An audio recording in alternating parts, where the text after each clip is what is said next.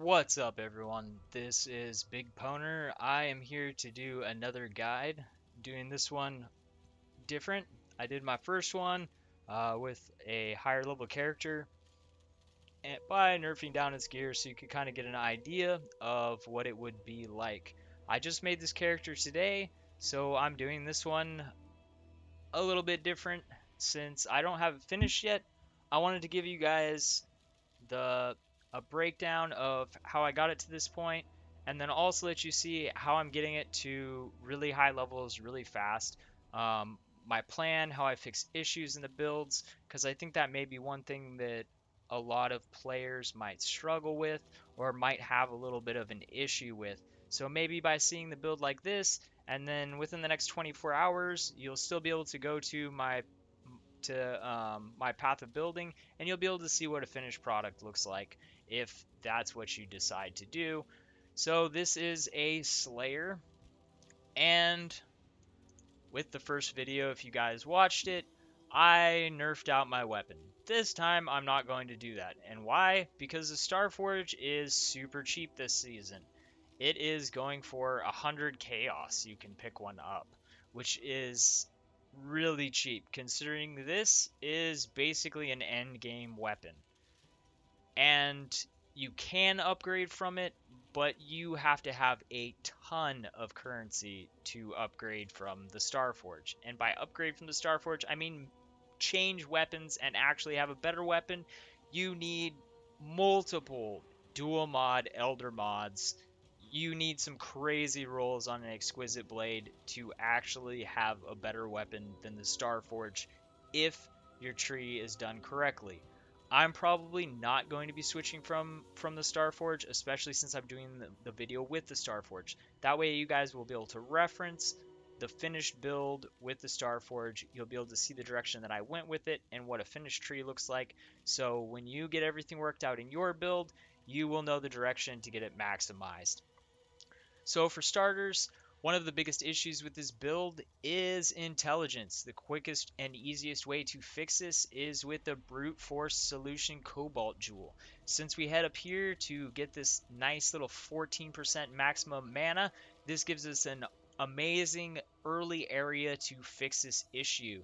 Because right here with this spot, this isn't even a perfect rolled one.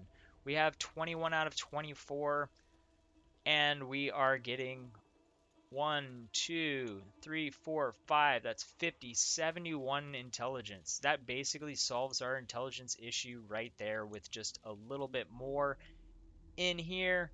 I have some of the stat cows that I was using on me. I do have some other gear, but I wanted to switch out. I did switch back to my Praxis because my transition ring was to use a reduced mana cost crafted with a level 12 poacher's mark. My end goal is to have the level 12 poacher's mark and to also have the level 12 assassin's mark with the extra curse allocates whispers on my necklace. This was an old tribal fury amulet from one of my previous builds, so I just threw that on there because it's kind of a stat cow. It does have the critical strike chance, but it's a tier 3. It's not really that great of a stat since I have now more intelligence than I need. I'm at 160, and the highest thing that I need intelligence for is this gem right here, which is at 102, so I do not need all of this intelligence. Um, and then right here, I've got the -3 channeling cost. There's a lot of stats on here that do absolutely nothing for me. Since this is an all physical build, the 11 to 27 fire damage is actually 0. So technically, I have a 1, 2, 3, 4, a 5 stat ring. Obviously not as good as a crafted Assassin's Mark ring. Um, Swapping out some of this gear for the demonstration, I wasn't going to craft new stuff to downplay gear, so I'm kind of using what I had. Um, the Devotos is something you're going to want to pick up. This is another item. This is really cheap. Um, I couldn't even find it. Like I was scrolling, I was scrolling to find what the average price they've been going for on PoE Ninja, and they're so far down. I know that they're under like 10 chaos. I got tired of scrolling. It's super cheap. Both your Starforge and your Devotos can be bought. Uh, if you've watched my currency videos that I've released on the sextants, you hit one good set of sextants, you're going to have enough currency to buy these items. So there can't be any complaining there. If you're one of the people that are like, I can't afford 110, 120 chaos, well, then you should probably watch the videos that I'm releasing on how to farm currency, because you won't have that issue anymore. You will be able to build the end game items very shortly. And by watching this video and knowing how to transition into maps quickly and get to the point where you can immediately be doing tier 16 maps at level 70 or before, then you're going to have no problem farming currency. Anyways, got another item here. This one's decent. It's another stack cow item that's going to have to get swapped out. I don't need the extra strength, the dexterity. I've got more than I need. I'm at 214. The Starforge needs 146. This is complete overcapping. I've got a lot of stuff that's overcapping. The point is, this is an early build. I'm level 75. The way that I'm making it so that this build at 75 can do Elder maps is because I am going into things that boost me. What am I doing? My main defense is brought in. I have 3600 health. I've gone for health nodes to boost up my HP early. Obviously later I'm going to want more HP. I've got more HP here. I've also gone for HP and armor. I've also gone for another set of armor nodes. I thought I took more armor. Uh, I'm down here. Blade Dancer. This is a super important cluster. The reason why is because we need the area of effect to be more effective with the Cyclone. There's another one right here. This is going to give you more attack range, more area of effect. Your weapon attack range and your area of effect is going to increase it. Eventually, when you craft a really nice amulet, you're going to probably want to add this dual mod. So this is something that you want to pay attention to for when you do eventually upgrade. We have increased melee damage and melee weapon and unarmed attack range. That's going to be a really good mod. The bigger your circle is, the quicker stuff dies before it gets a chance to kill you. It's also going to make you clear maps faster. That's awesome. We also have increased area of effect. We also have other places that we can get this dual mod. We can get it right here. Socketed gems and melee and unarmed attack range. There's also elder mods that can give us increased area of effect, but you're going to want to pick up some area of effect. You can get some in your tree. It's going to make you have a nice size area of effect. The other place that we're going to get a large amount of area of effect, like I said, I'm 75. I'm about to do my last two ascendancies, and this is the way that I'm going to go. The reason why is it's going to make me immune to physical. The reason why I took these first, this is really nice because it's giving me a huge damage boost. This thing that says base critical chance for attacks with the weapons is 7.5. This is huge for the Starforge, our choice of weapon. This is increasing the base critical of the weapon by 50% of its base, which is absolutely huge. It's also giving us a lot more critical strike multiplier. It's also giving reduced critical strike multiplier to enemies. This is huge. It's going to give you more survivability, a ton of damage. Right here, this is the second choice that you're going to go for. Why is this the second choice that you're going for? Obviously, area of effect. We already talked about this. This is the largest area of effect increase that you can get in the game, I believe. I don't think that there's anything better than this. 5% increase up to a maximum of 50. And +2 to melee and unarmed attack range. It's also giving us accuracy. And it's also dealing up to 15% more. Keyword more, that's the good addition of damage. Melee damage to enemies based on proximity, meaning if you get close to enemies, it's going to do more damage. Anyways, this is where we're going to go to finish it. Attack speed is really important on this. Why is attack speed really important on this? Because the base attack speed on the Starforge or an Infernal Sword is 1.3. That makes the priority on this weapon is having a high attack speed. So you can get a cheap one in the beginning, and when you have the extra currency, when you farm some divine orbs, try to roll it. Try to get an 8% attack speed and a decent increased physical damage roll. That's going to be good for you. The maximum life is awesome. The cool thing is it only differs by 10 points. So the things you're going to want to focus on when you're rolling this is the attack speed and the increased physical damage. If you can get a good balance of those two things, good rolls on that, you're going to be set. So chest or sword, you're going to want a 6-link. If you want to just go for a 6-link Starforge, that's great. If you want to go for the chest, there's some really great things that you can look for on the chest. One of the great things that you can look for on the chest is the Elder versions has a mod that gives minus 15 to the cost of socketed gems. Why is this big? It will make it so Cyclone is free. It sucks mana like crazy. We're going to deal with that in the early game by using the Praxis. Eventually, you might want to move away from this. So, prioritizing that on your chest, that might be a good idea. Like with any 6-linked top-tier base, even if you craft it yourself, it's going to cost you something because putting 6 sockets, putting 6 links on a base is going to cost you something. If you choose to go for an Astral Plate that is an Elder that can roll tier 1 critical strike chance, you're going to pay a decent amount for it. I think they started about 3.5 exalts.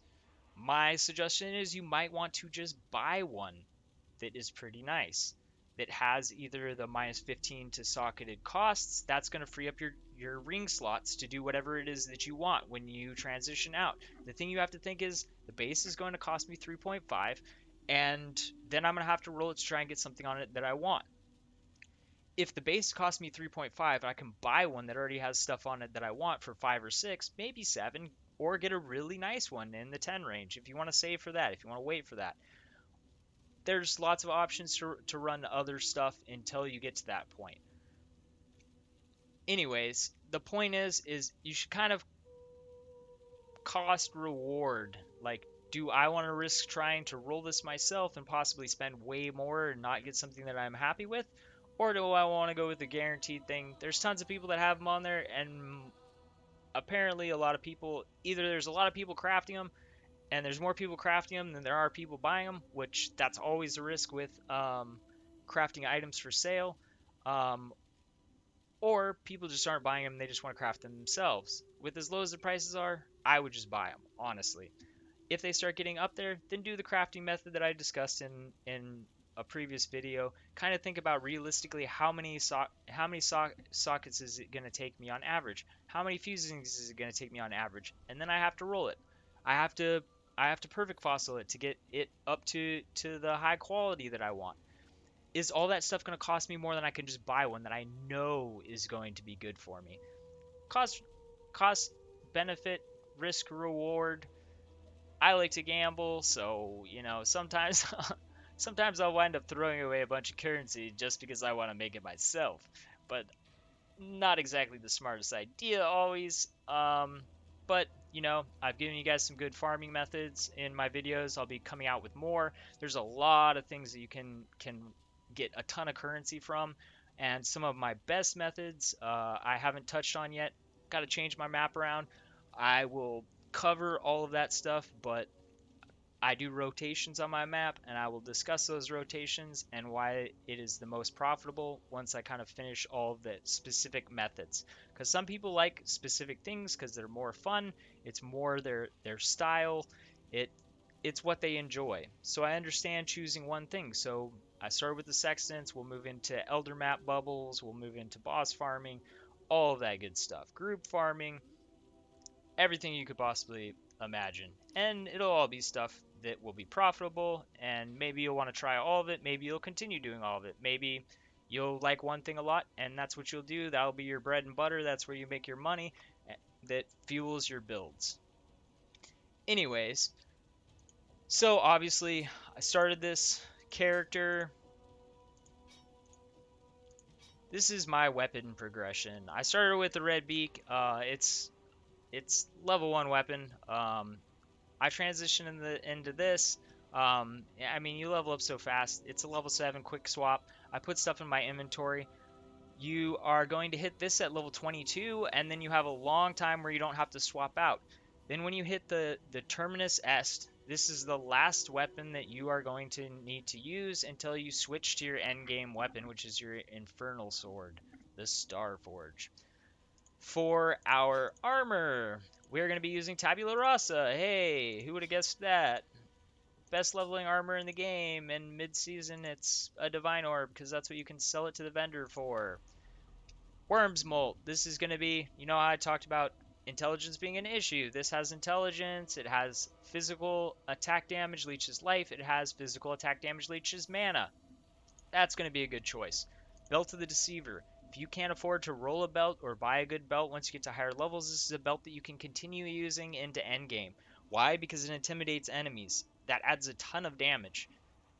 It's a really good belt. It adds all resistances, HP, reduced extra damage from critical strikes. That's huge. If they have 200% increased critical strike multiplier, that removes 60% of that increased damage. That's a big deal. It also has increased global physical damage. That's a big deal.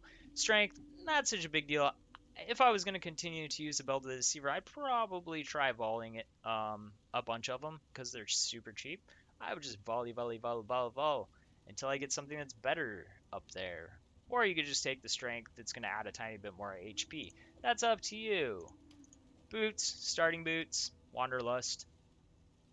Pretty much every single character is going to start Wanderlust. So you got your starting items, you're going to start running. You're not going to be able to use Cyclone until you hit level 28.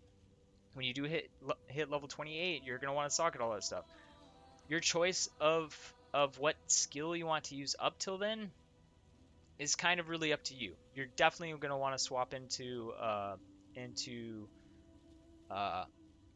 your Leap Slam as soon as possible, which is level 12. I'm pretty sure it's level 12. It's been a long day. Oh, level 10. So that's really quick. Like, the thing is I want to level it, and honestly, like, leveling once you hit level 28 with the Cyclone, with your 6 link in your Tabula, it's actually really smooth. So Leap Slam, Cyclone, Cyclone level 28, Leap Slam at level 10, and then you can pretty much use any melee ability. I honestly just used the stuff that I got. And what I did do to make it quicker is I actually used the Ancestral. So I could be running and just throw it down in front of the enemies while I'm running. So then I would basically just be stopping to throw down a totem and then continuing to run, which the enemies follow you, which then the Ancestral Protector kills them. This makes it so you can continue progressing through it while still getting experience. Great way to do it. Touching on that, Ancestral Protector, you're going to want to link with the Ancestral War Chief later in the game with multiple totems. Why is that? Because if you don't have multiple totems, you are not going to be able to have both of them up at the same time. You will be able to have 3 up. Whereas if you didn't have multiple totems, you would cast one and it would remove the other one, and you would only have 1 up. The 2 totems do not give you the same buff twice, but you will be able to get both buffs from both of them. The reason why these totems are really nice, and the reason why I favor them over something like a Val Haste or some other skill, is because not only can you get a Val War Chief, which you can then have as a backup cast, it's something that provides damage and a boost to you. So it provides more presence in Blights because you can use them to block the lanes. So like if stuff's getting through, you can throw it in front of it. Like bosses, you can just keep on spamming them on top of them. Like, I mean, you're really not going to need that, but it's something for you to think about. If your damage is a little bit lower, keep that in mind. You can use them to kind of block. They'll give you also a lot of extra damage. They use your weapon. So they're very nice to have. For your defense, you are going to want to use cast when damage is taken, increased duration, and Molten Shell. Molten Shell is going to be our choice of defensive skill. The reason why is because we're going to be stacking armor. For this character, we have a base right now of 3,940. This is going to get a lot higher.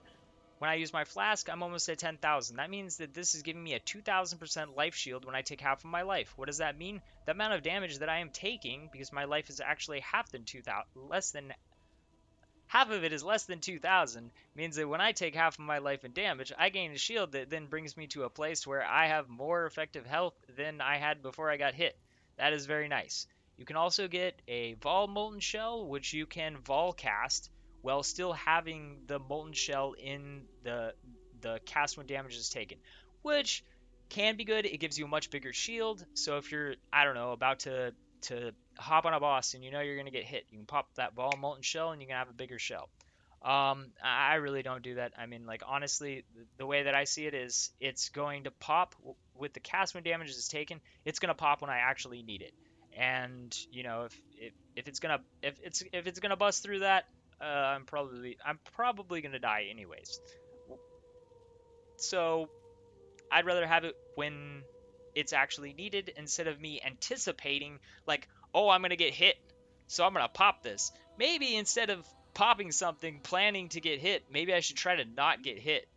I don't know. That's my thinking.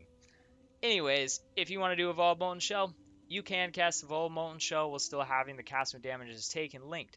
Praxis, level 22. I've said this on my other character. This is absolutely amazing. This is going to make your Leap Slam free. This is going to nearly make your Cyclone free, even with the 6th link. It's going to, running through maps, make it like 1 mana, which means running through maps, you're going to be able to have a Blood and Sand, you're going to be able to have up Flesh and Stone, you're going to be able to have up Precision, you're going to be able to have up, why am I forgetting the name? Herald of Purity.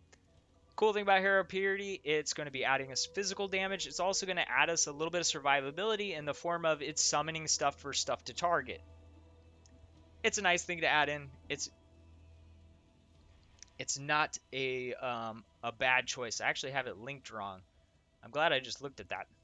And I'm not using any reduced support or anything like that. So we are going to switch this one with this one.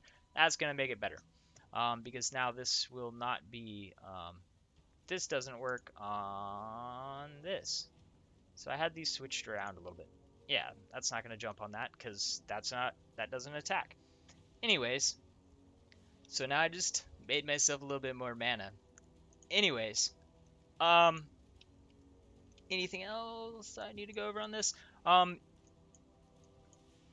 direction that I'm going to go initially, because I did start with the one-handed sword, I come down through here. The attack speed is really important because you need to boost up the attack speed of the Starforge. The Starforge has massive damage. We want to go for increased attack speed. So we come through here. Instead of going through here, we would get a small bit more health right here, and then we would get increased physical damage. The increased attack speed is going to actually be more damage for us. So that's why we go that way. We get these a couple increased armor, increased max health. Just the starting stuff, we get another attack speed.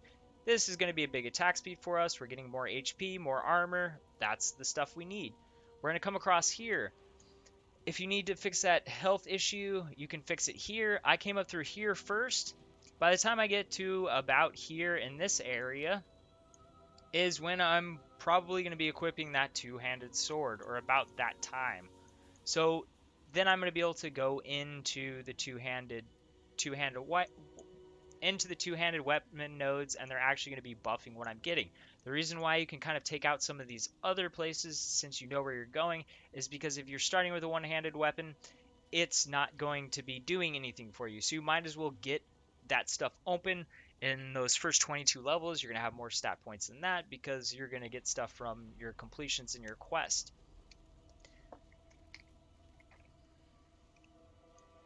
Anyways, I'm going to now go ahead and run an Elder map for you guys, so you can see how the build does. Elder alleyways. Oh, it's like all temp chains. I don't really want to run temp chains. That'll just make the video longer. Extra cold damage. That's gonna be fun with my resistances all messed up. From me changing around gear to nerf my level 75 character. Oh no, and I forgot to switch back on my auras. Alright, that'll just be even more nerfing of myself. So you can see how well this is working. Ah!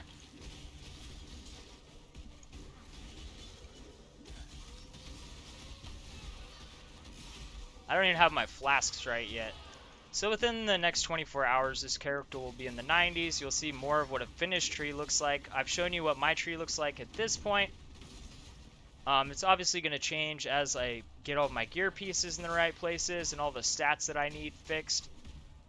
As you can see, that Vol Molten Shell came up when I took damage, and it just basically just ate everything. We'll go ahead and pop this Blight encounter. Clear a little more space. Bum, bum, bum. Put some slows. When you got damage, all you need is slows. And distractions. Let's start this. So, we pop these up. Yeah. 4-star forges.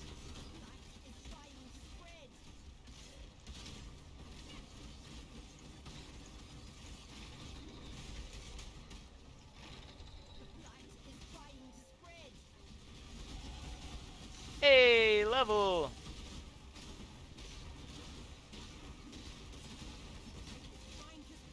But the whole reason why I thought that maybe this would be a good way to do it is you could kind of see what gear is going to make it so that you can just basically completely crush stuff. I mean, the Praxis is just so nice. I mean, if you don't want to, in the beginning, try to go for a, you know, minus 15 to socketed gems, or go for the alternative, which is basically having both rings and your necklace having the minus 3 to channeling skills. It's a really good ring to have on there. It solves a lot of issues. It makes it so that you can just basically have almost all of your mana reserved. You need to make sure that you have enough left over so that your cast when damage is taken can cast. So that is something that you need to pay attention to. Other than that, you're going to need enough mana so that you can hop around, which if you do go the method of switching to 3 things that... Oh, what was that? Oh, that hurt. That didn't feel good, buddy. I didn't even see him. He was being sneaky. He was a sneaky one. So, switching out from the Praxis is actually going to be a little bit of a headache, especially when the Praxis makes the build just run so smoothly. So I am going to say, like, when you do go to do that, be prepared to either have to take off one of your auras to give you a little bit of space in your mana initially, unless you do it, like, really late game. But as I've said before in other videos, like, you always are going to have to upgrade whatever it is that's going to make your character or your build work the best. So, I mean, if your build's going to be way stronger by swapping out rings and not using the Praxis, because you can fit in other stuff that's going to make it work the same way, then do it.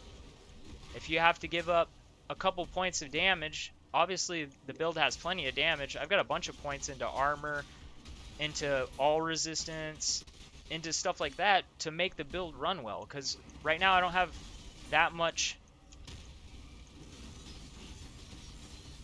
stats from levels or anything like that. And as you can see, tier 16 map, absolutely crushed. Level 76 now, thank you very much. But being able to jump into maps like this, just be able to crush, you saw how much experience I gained. I mean, I've got 25%, 24% experience past the level, and I don't know, I was probably a quarter of a level away from leveling, so that's, I don't know, I had to have gained at least like 30, 40, 50% experience. I really wasn't paying attention to my bar. Anyways, I hope this helped you guys. If you need my path of building will be linked in the video, as always, and within the next 24 hours, you'll see what an end product looks like. I'm obviously not going to have the same gear you see on this video on my character, but you'll be able to see a direction that you can take it. You don't need to copy my gear exactly. Like, make the gear work for you.